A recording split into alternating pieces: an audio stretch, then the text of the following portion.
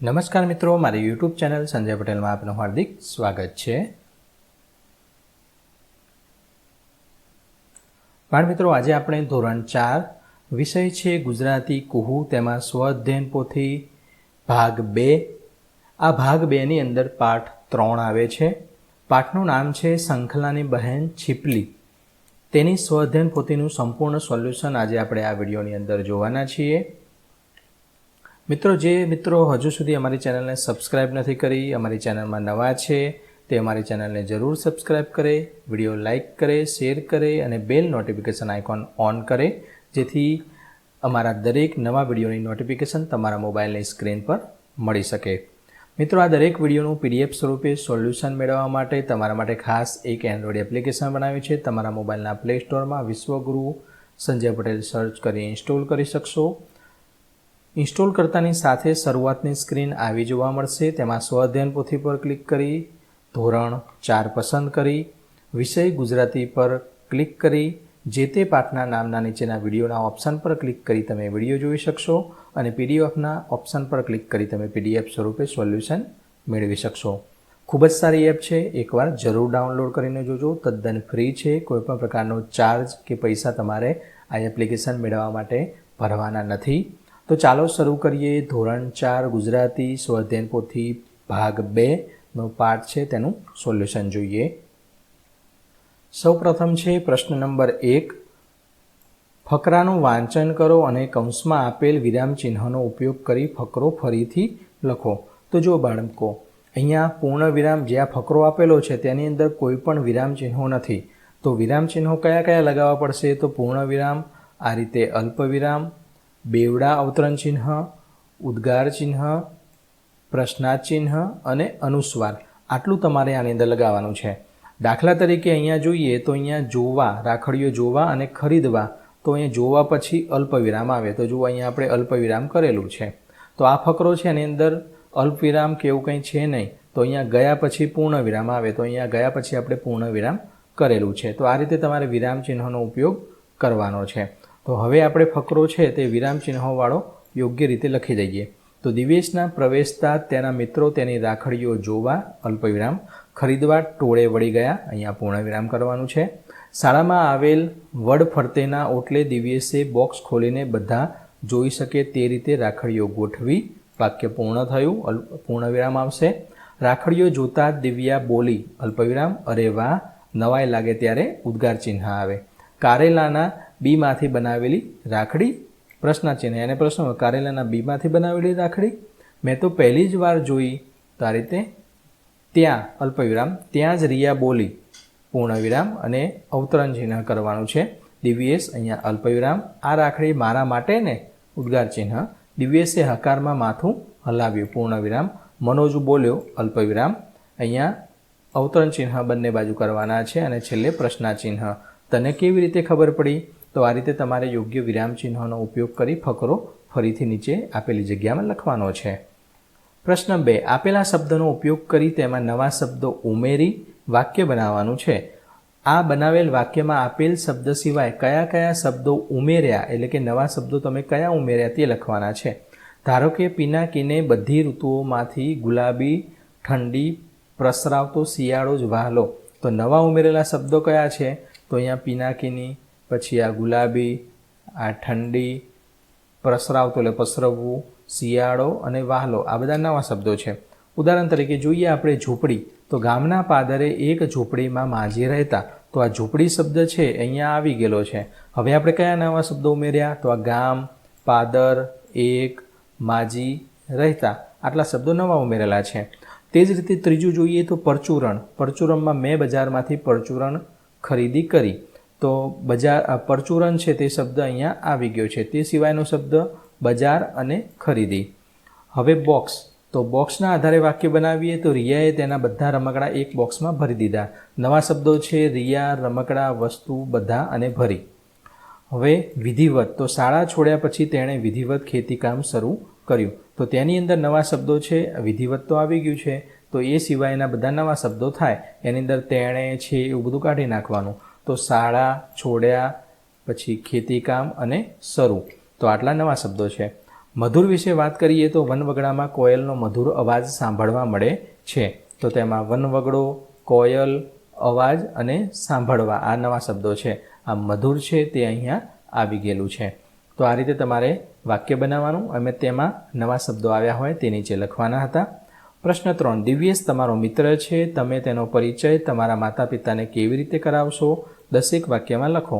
તો આ મારો મિત્ર છે. તમારા મમ્મી હોય અને કહો તમારો મિત્ર આવ્યો હોય તો આ મારો મિત્ર દિવ્યેશ છે. તે મારી સાથે મારી શાળામાં જ ભણે છે.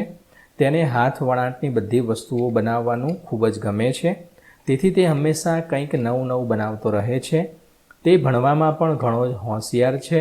તે જાતની વસ્તુઓ બનાવી શાળામાં લાવે છે. તે શાળામાં બાળકો ખરીદે છે. તે તેના પિતાને ખેતીકામમાં પણ મદદ કરે છે.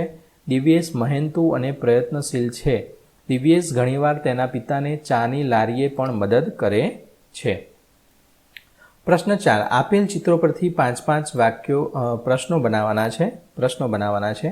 અહીંયા ચિત્રો તમારે જોવાનું છે કે શેનું ચિત્ર છે, બંને ચિત્રો કયા તહેવારના છે, કેટલા ઘર છે, ધાબા ઉપર કેટલા બાળકો રમી રહ્યા છે કે પતંગ ચગાવી રહ્યા છે, એવું રીતે. તો અહીંયા આપણે જોઈએ તો આ પતંગો છે તેના ઉપરથી ખબર પડી જાય કે ઉત્તરાયણનું છે. તો આપણે એવો પ્રશ્ન પૂછી શકીએ કે આપેલ બંને ચિત્રો કયા તહેવારના છે? લારીવાળા ભાઈ શું વેચે છે? પહેલા ચિત્રમાં બાળકો શું કરે છે? બીજા ચિત્રમાં બાળકો શું કરે છે? તો અહીંયા ધાબા પર ચડીને પતંગ ચગાવે છે, અહીંયા નીચે. કેમ? કારણ કે અહીંયા આને ધાબાવાળું પાકું મકાન છે, જ્યારે અહીંયા નળિયાવાળા મકાન છે એટલે ધાબું હોય નહીં. 5મો પ્રશ્ન. બીજા ચિત્રમાં બાળકો ક્યાં છે? આ રીતે પણ પ્રશ્નો બનાવી શકાય. પહેલા ચિત્રમાં બાળકો ક્યાં છે? એ જ રીતે. પ્રશ્ન 5. દિવાસળી કે ફૂલકીડીની સળીઓ, દોરા, સૂતળી અને ગુંદરનો ઉપયોગ કરી આપેલ ચોરસમાં ઘર બનાવો. તો અહીંયા ઘર બનાવવાનું છે. માની લો તમારી પાસે દોરી અને ગુંદર છે, તો એક દોરીનો ટુકડો આ રીતે સીધો લગાવો, બીજો આ રીતે સીધો લગાવો, ત્રીજો અહીંયા આ રીતે ચોંટાડો, ગુંદરથી અથવા ફેવિકોલથી ચોંટાડવાનો. આ રીતે તમે ચોંટાડો. બીજી અલગ કલરની દોરી લઈ લેવાની અને તેને આ રીતે ચોંટાડો. ત્યારબાદ અહીંયા એક ચોંટાડો. ત્યારબાદ અહીંયાથી ઊભું કરી આ રીતે તમે ઘર બનાવી શકાશે. અહીંયા એક બારી બનાવી દેવાની છે. અહીંયા એક મોટું બારણું આપી દેવાનું. અહીંયા ઊભા આ રીતે દોરા ચીપકાવી અને એક દોરો અહીંયા, એક અહીંયા, એક અહીંયા, આ રીતે નળિયા પણ બનાવી શકાય. તો આ રીતે તમે ઘર બનાવી શકો છો. તમે ઘર કેવી રીતે બનાવ્યું તેનું વર્ણન તમારા શબ્દોમાં લખો. તો એક કાગળ પર ઘર દોર્યું, પછી તે દોરેલા ઘર પર દિવાસળીની સળીઓ ગુંદરની મદદથી ચોંટાડી. ત્યારબાદ મેં તે દિવાસળી ઉપર સ્કેચ પેનથી કલર કરી દીધો. હવે તૈયાર થયેલું ઘર ખૂબ જ સુંદર દેખાય છે. આ રીતે પણ તમે બનાવી શકો. દોરાથી પણ બનાવી શકો, સૂતળીથી પણ બનાવી શકો. પ્રશ્ન 6. આપેલ શબ્દનો ઉપયોગ કરી એક ફકરો લખો. તે ફકરાને સસલાનો સ અને આ શરણાઈનો સ પરથી શીર્ષક આપો. તો અહીંયા શબ્દો આપેલા છે: સુંદર, સરોવર, આકાશ, શીતળ. આ બધા શબ્દો છે તેનો ઉપયોગ કરી અને ફકરો બનાવવાનો છે. શીર્ષક આપ્યું સરોવરની શીતળતા. તો સરસપુર નામનું એક સુંદર ગામમાં એક રમણીય સુંદર સરોવર હતું. રાતના સમયે જ્યારે આકાશમાં ચાંદા મામાનો પ્રકાશ દેખાતો ત્યારે સરોવરનું શીતળ પાણી જોવાનો અને સરોવર કાંઠે બેસવાનો ખૂબ આનંદ આવતો. એક સાંજે જ્યારે અતિશય ઠંડી હતી ત્યારે હું સરોવર કાંઠે બેઠો હતો. ત્યારે મેં સારસને જોયો. તેમનામાં ઘણો સંપ હતો. સંધ્યા ટાણે સરોવરના શાંત પાણી પાસે બેસી તેની મજા માણવામાં પણ કંઈક અલગ જ મજા છે. તો આ રીતે તમારે ફકરો લખવાનો છે અને તેનું નામ આપ્યું છે સરોવરની શીતળતા, જે શીર્ષક કહેવાય. પ્રશ્ન 7. પ્રશ્નોના જવાબ લખો. તેમાંનો પહેલો પ્રશ્ન છે: દિવ્યેશ નવરાશના સમયે શું કરતો હતો? તો દિવ્યેશ નવરાશના સમયે તેના પિતાની ચાની લારી પર વાસણ માંજવા એટલે કે વાસણ ધોવા, ચા આપવા, કુલ્ફી વેચવા વગેરે જેવા કામો કરવા જતો હતો. પ્રશ્ન 2. દિવ્યેશે બનાવેલી રાખડીઓના નામ લખો. તો કારેલાની રાખડી, લાકડાની રાખડી, સૂતરની રાખડી, ઘૂઘરા રાખડી, મેઘધનુષ રાખડી, ફૂલ રાખડી વગેરે રાખડીઓ દિવ્યેશે બનાવેલી હતી. આગળ જોઈએ ત્રીજો પ્રશ્ન: દિવ્યેશ નકામી લાગતી વસ્તુઓમાંથી શું બનાવતો હતો? તો દિવ્યેશ છીપલામાંથી હાર, બુટ્ટી અને ઝાંઝર બનાવતો, તૂટેલી બંગડીઓથી તોરણ બનાવતો, કુલ્ફીની સળીઓમાંથી વિમાન, ઘર, હોડી વગેરે બનાવતો હતો. ચોથો પ્રશ્ન છે, તમે નકામી લાગતી વસ્તુઓમાંથી શું શું બનાવી શકો છો તે તમે અહીં લખો. તો અમે ફાટેલા પતંગના કાગળમાંથી ફૂલ, સાદા કાગળમાંથી પાકીટ, તલવાર, હોડી વગેરે બનાવી શકીએ છીએ. પ્રશ્ન 5, તમે નવરાશના સમયે શું શું કરો છો? તો હું નવરાશના સમયે વાર્તાના પુસ્તકો વાંચું છું, મિત્રો સાથે ક્રિકેટ રમું છું, ઘરમાં પરિવાર સાથે ટીવી જોઉં છું. છઠ્ઠો પ્રશ્ન, તમારે રાખડીઓના નામ આપવા હોય તો કેવા નામ આપો? તો લાલ રાખડી, કાર્ટૂન રાખડી, લાઇટવાળી રાખડી વગેરે નામ આપી શકાય. સાતમો પ્રશ્ન, તમે તમારા કોઈપણ 3 મિત્રો માટે કેવી રાખડી બનાવશો, શા માટે? તો હું મારા મિત્ર માટે, અહીંયા કાનો કરવાનો છે, હું મારા મિત્ર માટે ઊનમાંથી બનતી રાખડી, મોતીની રાખડી અને છીપલાની રાખડી બનાવીશ, કારણ કે મારા મિત્રોને આ વસ્તુઓ ખૂબ જ ગમે છે. આઠમો પ્રશ્ન, રક્ષાબંધનના દિવસે બધાને રાખડી બાંધતા જોઈ દિવ્યેશની આંખોમાં આંસુ કેમ આવી ગયા? તો દિવ્યેશની બહેન ઢીંગલી થોડા સમય પહેલાં જ બીમારીમાં સપડાઈને દુનિયા છોડીને ચાલી ગઈ હતી. તેની યાદ તેને આવતા દિવ્યેશની આંખમાંથી આંસુ આવી ગયા. પ્રશ્ન 8, અમાંથી વસ્તુઓને તેની સાથે સંબંધિત બના વાક્ય સાથે જોડો અને સંબંધિત તહેવારનું નામ લખો. તો અ અને બ તેમાં જોડવાનું છે. તો અહીંયા પતંગ, દોરા, તલના લાડુ, તેમાં અમે મિત્રો ભેગા મળી સૌ પ્રથમ કિન્ના બાંધવાનું કામ કર્યું. તો આ 5 નંબર છે એ તમારે અહીંયા લખવાનો છે. હવે રેશમની દોરી, તો તેમાં 6 નંબરનું આવશે તહેવાર. તો 6 નંબરનો તહેવાર, તો રક્ષાબંધનના દિવસે મારી બહેનને મારા હાથે રેશમની દોરી બાંધી, એ આ 6 નંબર છે ઉપર લખવાનો છે અને અહીંયા રક્ષાબંધન લખવાનું છે. તે જ રીતે રંગ, કપૂર અને ફૂલો, તેમાં 1 નંબર, તેમાં રંગ, કપૂર ને ફૂલો એ બધું તેમાં ધૂળેટીમાં આવે. તો અહીંયા 1 નંબર લખવાનો. મારી મમ્મીએ કેસુડાને પીસી રંગ બનાવ્યો. માટલી, દીવો અને માની આરતી, તો 2 નંબર અહીંયા લખવાનો છે અને અહીંયા તહેવારનું નામ ઓળખી નવરાત્રિ લખવાનું છે. તો 2 નંબરમાં સેજલ પોતાની સખી સાથે 9 દિવસ ગરબા રમવા જતી. તે જ રીતે 5 નંબર ક્રિસમસ ટ્રી અને કેક, તો 3 નંબર લખવાનું છે. સરેના પ્રાર્થના કરવા માટે ચર્ચમાં ગઈ, તો તે નાતાલ કહેવાશે. રોજા, ચાંદ અને ખીર, તેમાં 4 નંબર. રફીકે નમાઝ પઢી, રોજો રાખ્યો, તો તેમાં રમઝાન ઈદ આવશે. તે જ રીતે આ રીતે તમારે લખવાનું છે અને પૂર્ણ કરવાનું છે. ટૂંકમાં જે બ વિભાગ છે તેમાં તહેવારને ઓળખી નીચે તહેવારનું નામ લખવાનું છે અને જે વસ્તુ જ્યાં અની અંદર આવતું હોય તેનો ક્રમ નંબર બમાંથી શોધીને લખવાનો છે. પ્રશ્ન 9, નીચેની પંક્તિઓ વાંચો. તો ઉડે અઢીડ રોજ ઝાકળની ચૂંદડી, આજ એને ઉડી જતી ખાળવી જીરે, છેડો ઝાલીને એનો જોવું આકાશમાં, જોવું છે કોણ એનો સાડવી જીરે. તો ઝાકળની ચૂંદડીને ઉડતી જોઈ તેના બનાવનારને મળવાની બાળકોને ઈચ્છા થાય છે. તેમ જો તમને પતંગની સાથે ઉડવા મળે તો તમે ક્યાં જશો અને કોને મળશો?